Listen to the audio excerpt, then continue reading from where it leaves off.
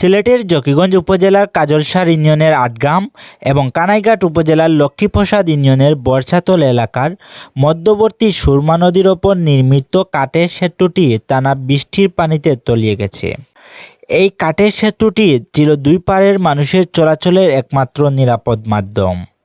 কিন্তু সেতুটি তলিয়ে যাওয়ায় এখন জীবনের ঝুঁকি নিয়ে ছোট ছোট নৌকায় পার হচ্ছেন স্থানীয়রা।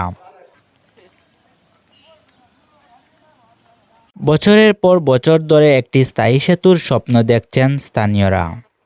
কৃষি উৎপাদনের সম্ভাবনাময় এ অঞ্চল থেকে প্রতি বছর কয়েক লাখ টাকার সুপারি, কাঁঠাল সহ নানান ফসল উৎপাদিত হলেও যোগাযোগের দুর্বলতার কারণে থমকে আছে অর্থনৈতিক উন্নয়ন। প্রাথমিক শিক্ষা ও চিকিৎসা সেবার জন্য প্রতিদিন নদী পার হতে হয় এলাকাবাসীকে। বর্ষা মৌসুমে নৌকা ও শুষ্ক মৌসুমে বাঁশের সাঁকোই ছিল তাদের একমাত্র ভরসা। মানুষের এই কষ্ট দেখে খেয়াঘাটের ইজারাদার আলী আহমদ 2024 সালের নভেম্বরে নিজ উদ্যোগে একটি কাঠের সেতু নির্মাণ করেন। এতে করে প্রথমবারের মতো মোটরসাইকেল ও মিশুক চলাচলের সুযোগ তৈরি হয় এবং এলাকাবাসীর মধ্যে স্বস্তি ফিরে আসে। কিন্তু চলতি বর্ষায় টানা বৃষ্টিতে সেতুটি সম্পূর্ণভাবে নদীর পানির নিচে তলিয়ে যায়।